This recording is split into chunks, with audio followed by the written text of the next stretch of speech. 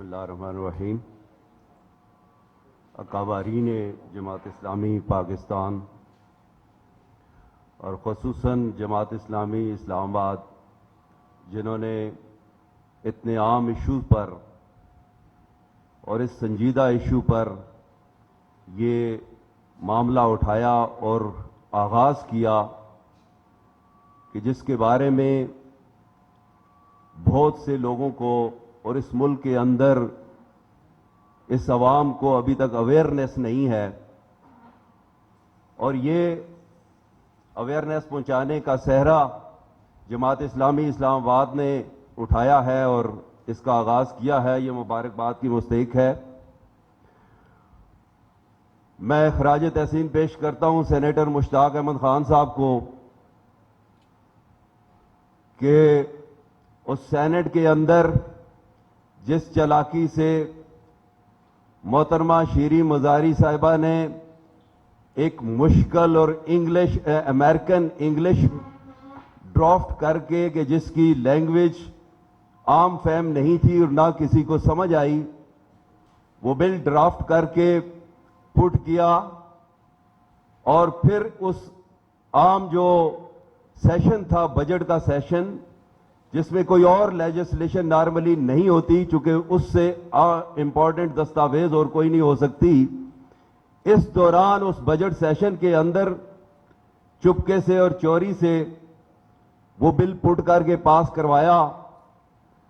لیکن میں جرت اور بہادری اس شخص کو سلام کرتا ہوں کہ جس کو انگریزی بھی آتی تھی، جس کو عربی بھی آتی تھی، اور جس نے بھانپ لیا اس چوری کو، اور اس نکار خانے میں آلدو وہ ایک طوطی کی آواز تھی، لیکن آج یہ آپ دیکھ رہے ہیں کہ وہ اس نکار خانے میں وہ طوطی کی آواز جس طریقے سے گرجدار آواز وہاں سے نکلی ہے، آج وہ پارلیمنٹ کے ایوانوں میں بھی گونج رہی ہے، آج وہ اس ملک کے کونے کونے میں گونج رہی ہے، آج وہ الفلاح ہال اسلام آباد کے دارالحکومت کے وسط میں بھی گونج رہی ہے، آج ٹی وی چینلز پہ بھی یہ ڈسکشنز ہو رہی ہیں، آج میڈیا کے اندر بھی ان چیزوں کو ہائی لائٹ کیا جا رہا ہے.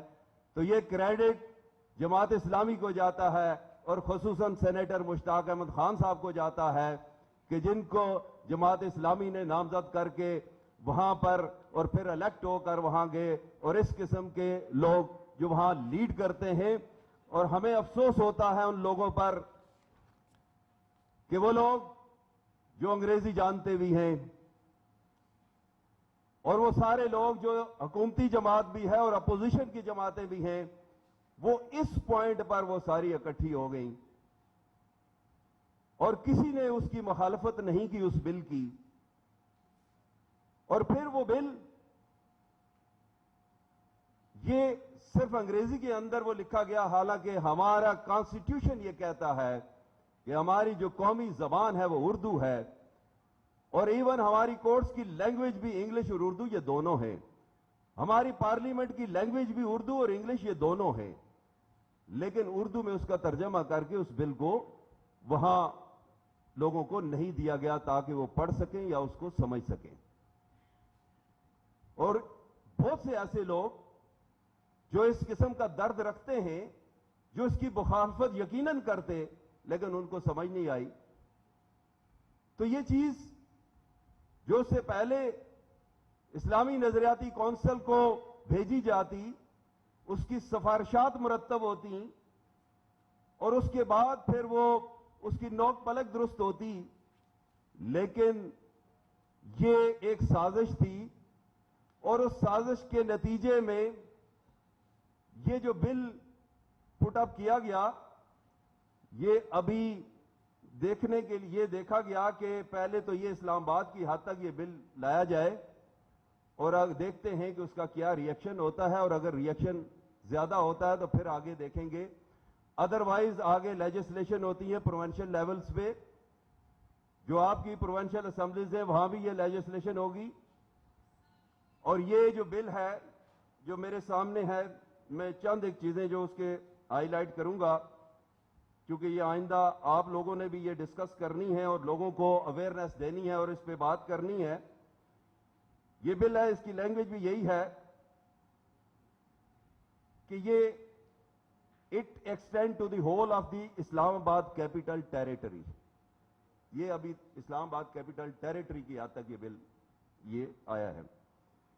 और इसमें जो एग्रीड पर्सन है, वो एग्रीड पर्सन, वो बच्चा है, वो उस घर का कोई फर्द है, वो फैमिली मेंबर है, वो पोता है, वो जो भी है, वो एग्रीड पर्सन है, वो वुमेन है, चाइल्ड है, एल्डर है, ये उसमें डिफाइन किया गया है। और दूसरा शख्स जिसके खिलाफ कंप्लेंट होगी उसको रिस्पोंडेंट कहा गया है। ये नहीं कहा गया कि वो वालिद है, वो नहीं कहा कि वो अब्बा जी हैं, कि जिसके लिए वो शख्स पूरा दिन मजदूरी करता है और शाम को जब वो मजदूरी के पैसे मिलते हैं तो वो वापस आता है और वो रेडी पे खड़े होकर देखता है फ्रूट कि मैं अपने बेटे के लिए, मैं अपनी बेटी के लिए, मैं अपने बच्चों के लिए क्या चीज लेकर जाऊं। वो खुद अपना पेट काटता है और अपने उन बच्चों के लिए वो मजदूरी करता है और शाम को वो खुद फ्रूट नहीं खाता, वो उन बच्चों को खिलाता है।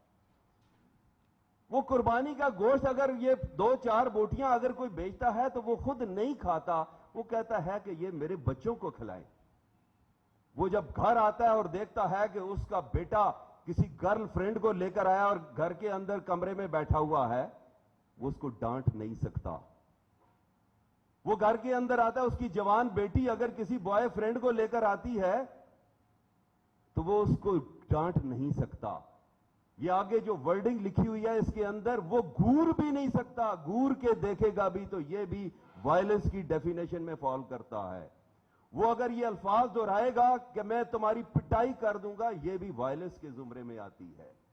वो अगर अपनी बीवी को ये कहता है कि मैं तुम्हें तलाक दे दूंगा, ये धमकी भी लगाता है, ये भी वायलेंस के जुमरे में आता है। वो अगर अपनी वाइफ को कहता है मैं दूसरी शादी करूंगा, ये भी वायलेंस के जुमरे में आता है। और फिर वो बेटा जिसको आप आपने डांटा तो उसने कंप्लेंट फाइल की, उसका सोर्स ऑफ इनकम भी नहीं है, उसको घर भी आप लेकर देंगे, उसका किराया भी आप देंगे। और अगर वो उस घर के अंदर आना चाहता है और वहां से कोई चीजें लेकर जाए, वो आप चीज कोई वहां से लेकर नहीं जा सकते। और वो जो डिमांड करेगा, जो उसकी जरूरी डिमांड होगी, वो भी आप उसकी पूरी करेंगे। उसका खर्चा जो मुकर्रर किया जाएगा वो खर्चा भी देंगे। तो भाई ये सारी चीजें, ये कानून बनाने से पहले जिन माशरों में ये कवानीन राइज हैं, वो उन माशरों को तो स्टडी करें कि वहां तो बच्चों की, वहां सारे खर्चे जो है स्टेट बर्दाश्त करती है, उनकी मेडिकल फैसिलिटीज स्टेट बर्दाश्त करती है, उनके क्याम तमाम खर्चे, उनके स्कूलिंग, वो सारे स्टेट बर्दाश्त करती है। यहां तो बच्चा बीमार हो जाए तो वो बाप नहीं उसकी वो लेकर जाना है और उसकी मेडिकल फैसिलिटीज उसको प्रोवाइड करनी है, उसका सारा खर्चा उसको बर्दाश्त कर रहा है, उसकी शादी ब्याह के अखराजात तक उसने वो बर्दाश्त करता है। हमारा तो माशरा ये है कि उसकी शादी क्या, उसके आगे पोतों की भी जिम्मेदारी जो है वो दादा उठाता है। हमारा तो ये माशरा है। और हमारे वालिदैन जो हैं वो उस माशरे के अंदर वो नियामत समझे जाते हैं, वो ओल्ड होम्स में नहीं छोड़ के आते। हमारा माशरा ये कहता है, हमारा कंसेप्ट ये, हमारा इस्लाम ये कहता है, हमारा मजहब ये कहता है अल जन्नत तहत अक़दामिल उम्महात। हम तो उस जन्नत मां के कदमों तले तलाश करते हैं, उसकी खिदमत करके। हम तो बाप को 100 साल के बूढ़े को भी खुद नहलाते हैं, उसके पैम्पर भी चेंज करते हैं। ये हमारा माशरा है। तो भाई ये हमारे उस माशरे की जो आप माशरती अकदार हैं उनकी आप तहस नहस कर रहे हैं। ये इसमें डोमेस्टिक रिलेशनशिप में कि वो कौन लोग हो सकते हैं जो उस घर के अंदर वो सारे रहते हैं, जो एग्रीड पर्सन हो सकते हैं। इसमें जो आपके रिश्तेदार हैं, जो आपके ब्लड रिलेटेड पर्सन्स हैं, जिनके साथ आपकी शादियां हुई हैं, मैरिज, उसके यहाँ किनशिप है, उसके अलावा एडॉप्शन भी है, अगर आपने किसी अडॉप्ट भी किया हुआ है वो भी है, उसमें आता है। और फैमिली मेंबर्स में जितने लोग आते हैं जो आपके उस घर में आपके साथ रहते हैं टेम्पोरेरीली और परमानेंटली। उसके अलावा फिर हाउस होल्ड की और डोमेस्टिक वायलेंस की, जिस तरह मैंने ये बताया है, जो हर आर्जी धमकी, ये सारी चीजें घूर के मैं डिटेल में नहीं जाऊंगा। ये इसमें इमोशनल, साइकोलॉजिकल, सेक्सुअल, इकोनॉमिक, जो जिस तरह मैंने खर्चे वगैरह दिया, अब्यूज, गाली गलौज करना, धमकी देना, इस तरीके से ह्यूमिलिएट करना, डिग्रेड करना, इंसल्ट करना, और मियां बीवी के दरमियान भी ऐसी ही पोजीशन है। और उसकी सजा फिर maximum period of 3 years and not less than 6 months, 6 महीने से कम नहीं है, और 3 साल मैक्सिमम पीरियड है। और उसके अलावा 1 लाख रुपए जुर्माना जो 20,000 से स्टार्ट होता है, और ये डिसाइड होगा with in a period of 90 days। ये, और उसके अलावा जो अग्रीड पार्टी है, ये उसका चॉइस है कि वो कहां रहे। वो जिस घर में रहना चाहता है तो वो बाप लेकर देगा, किराए पे लेकर देगा, या जो भी अल्टरनेट उसकी अकोमोडेशन वो बंदोबस्त करेगा। और कोर्ट ने भी ये नहीं, अगर आप एफिडेविट दे दिया है अग्रीड पार्टी ने, तो ये काफी है कि प्रमा फिशाई जनाब ये साबित होता है, इसलिए इसको ये सजा दे दी जाए। वो प्रमा फिशाई देखा जाएगा, डिटेल है उसमें, वो नहीं उसके लिए कलेक्ट की जाएगी एविडेंस।